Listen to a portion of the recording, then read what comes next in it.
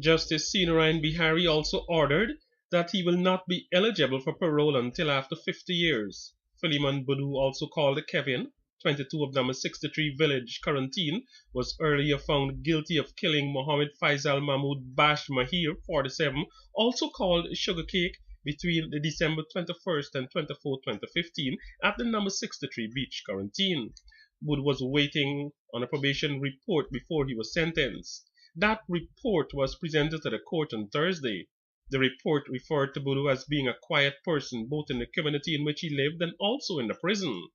According to the probation report, Budu denied having any friendship with the deceased, but explained that he only knew him by seeing him mostly at the market where they both worked. However, contrary to that, the wife of the deceased indicated that her husband had spoken about the accused and had purchased perfume for her on several occasions. Further, the accused reportedly made several telephone calls to her husband prior to his demise in relation to a monetary transaction. The report also said that Budu claimed that he was a businessman who retailed items outside of the Curriverton market and had been doing that business for 6 months. However, business persons said that he had only been there for 6 weeks and operated next to where the now dead money changer plied his trade. Before handing down sentence, Justice Corentyne Bihari said the court took into account the savage nature of the crime.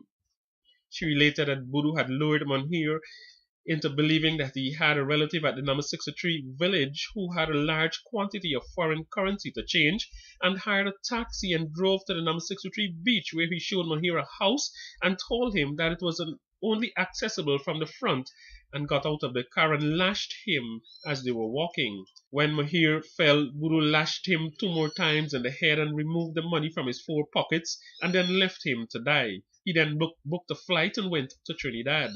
The judge said the penalty must serve to send a strong warning to anyone who might be thinking along those lines. She said the court took into consideration the fact that Budu returned from Trinidad when the police said they wanted him in connection with the murder.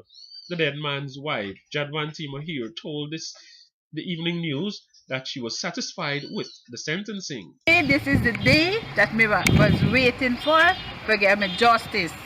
And me feel like, me satisfied with what happened, and that me for all the years when me miss my husband, he was the breadwinner, and the suffering that me feels, I wanted to let them feel it to the family member or whoever he related to, let them feel it, because who knows it, feels it, and me suffer a lot.